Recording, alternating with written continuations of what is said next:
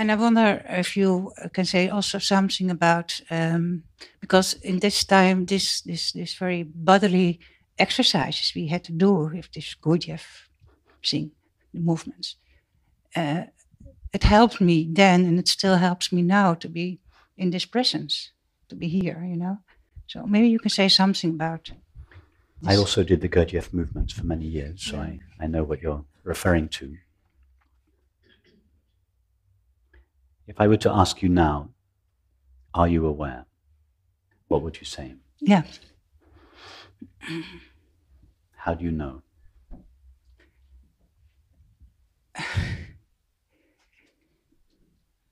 It's not a trick question, it's just a genuine question. How do you know that you are aware? There's the voice, and there's the bodily sensations. No, okay. No. But well, there's the if light. I ask you, are you aware of your bodily sensations? Mm-hmm. Mm-hmm. You go to a bodily sensation and you say, yes, I am aware of it. Yeah. If I say, are you aware of the flowers? Mm-hmm. You look at the flowers and you say, yes, I am aware of the flowers. Now, if I ask you, are you aware? Mm-hmm. Yeah. Where do you go to get the answer, yes?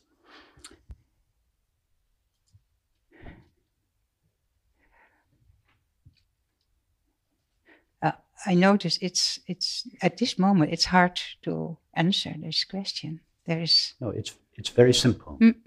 If I ask you, are you aware of the flowers? You look at the flowers and you see them. Yeah. As a result of seeing the flowers, you can say, yes, I am aware of the flowers. If I ask you, are you aware of the sensation at the soles of your feet? You direct your attention away from the flowers to the sensation at the soles of your feet, and you experience that sensation. Yes, as a result of that experience, you answer yes to the question. Now, if I ask you, not are you aware of the flowers, or are you aware of the sensation at the soles of your feet, but simply, are you aware? Yeah. Now, you don't direct your attention towards the flowers. You don't direct your attention towards the soles of your feet.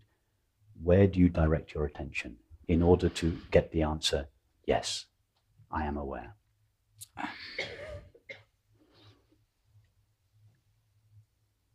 For instance, why didn't you say, I don't know? Or no? You said yes. What made you say yes? Where did you go? I'm very much aware of sitting here. And, no. Not sitting here. How do you know that you are aware? What experience do you have to go to? Just as you previously went to the experience of the flowers or the sensation. I have to go inside. What? Be more specific. You don't go inside the body. If you go inside the body, you just find sensations. All you know when you go inside is sensations. Yeah. You don't go to the body. If I ask you, are you aware of the sensation in your chest? You will then go to this sensation and say yes. Yeah. Now, I'm asking you a different question. Are you aware? I'm aware. Where do you go? You say, yes, I am aware with such conviction, and you're right. But what experience do you visit in order to say yes?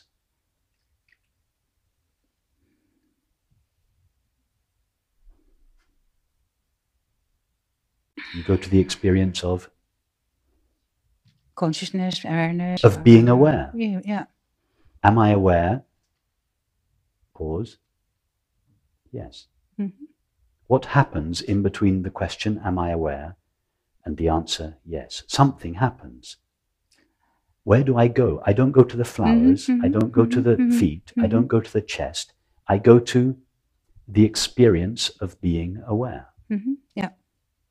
In other words, I am aware that I am aware. Yeah? How difficult was it for you to go there? Not difficult. It took you about 2 seconds to answer the question. How many bodily exercises did you have to go through? How many years of meditation did you have to practice in order to answer yes to the question, am I aware? Of course, none. in a way. If you want but it helped. It helped. If meditation you want to helped. go through, how could meditation help you answer yes to the question, I am aware? I mean, let's say we stopped someone on the street and said to them, are you aware? Presuming that they understood the question. Someone who had never heard of non-duality or who had no interest in spiritual matters. Yeah, and we just stopped someone casually on the street and we asked them the question, are you aware? Pause. Yes. Yeah. How could meditation help them?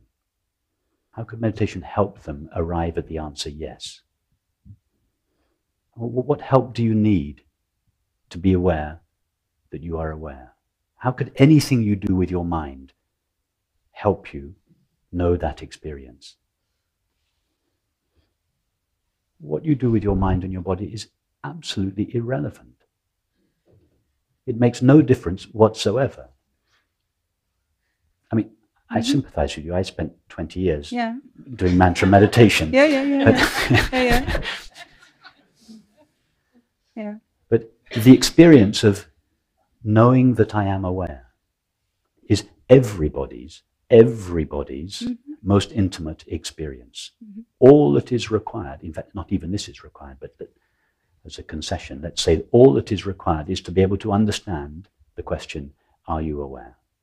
That question is the clearest, and most direct form of self-inquiry that I know. More efficient than who am I? Because people have been misunderstanding what Ramana Maharshi meant by who am I for 50 years. You only have to read commentaries on Ramana Maharshi's teaching to know how confused people were by what he meant by the question, who am I? I'm not suggesting it's not efficient. It is efficient, but it's ambiguous, and it was misunderstood by many people for many years. There is nothing ambiguous about the question, am I aware? It is absolutely clean, clear, and direct. And it doesn't require practicing anything with the mind or the body. I'm not suggesting that you don't do those practices. I'm not saying anything. The Gurdjieff movements are beautiful practices. I used to love doing them. I'm not saying don't do them, but they won't help you realize your true nature. Or let me put it another way. Let me say it another way. That's a little tough. It's not necessary. It's not necessary. There is a direct route. You don't need to go to your true nature via the body or via the mind. You can if you want. It's fine, but it's not necessary. Awareness knows itself before it knows anything else. You're absolutely true, but those teachings you are giving us now, they were not available back in the 1970s. That's true. That's true. They're not. Yeah, but I had to make this big round to come here, you know. I join the club. I understand. But it's not necessary now. We live in a new age. The direct path is available to us now in a cleaner, clearer, simpler way than it was before. If we want to take the progressive path, and I say this with no judgment, we can. There's nothing wrong with that. But it's not necessary. This direct path was, in fact, always available, even in India. But due to the prevailing religious and spiritual attitudes, most people didn't want this direct path. Most people wanted something more progressive and elaborate. I was mistaken about this for many years. I thought that India was the place where Advaita was just spoken about on the streets. No, most Indians didn't want the absolute truth.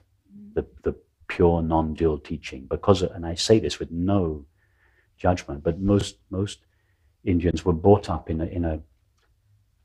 devotional atmosphere, and therefore teachers, out of compassion, tailored their teaching to meet the demands of their students and couched their teaching in devotional terms, gave them an object or a person to devote themselves to. But that was only a concession to the understanding of those people. What those teachers, or at least a few of them, like Ramana Maharshi, wanted to do was to take people directly to the truth. He said, my entire teaching could take place in silence, but very, very few people are ready for that. Therefore, I have had to elaborate a series of means. The first means he developed was what he called self-enquiry, or self-surrender, which were his two principal means. But even that was a step down from the top of the mountain. And if people, as many people did, most people in fact found self-inquiry too difficult, although self-inquiry is easier than breathing, but nevertheless, people found it too difficult. He would then take another few steps down the mountain and elaborate a means that was more in line with the way people already thought, more in line with their conventional religious attitudes, in order to just help them take the next step. But we live in a different culture now, a different age. We don't have the same religious, cultural baggage. We're more intellectually inclined.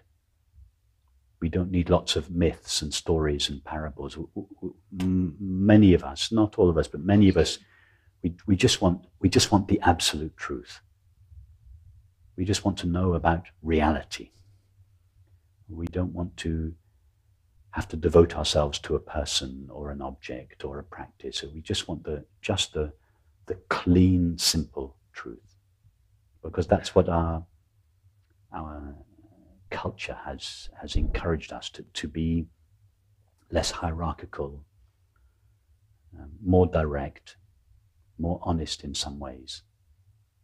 So I feel this direct path is the path for our era and our culture, our world culture.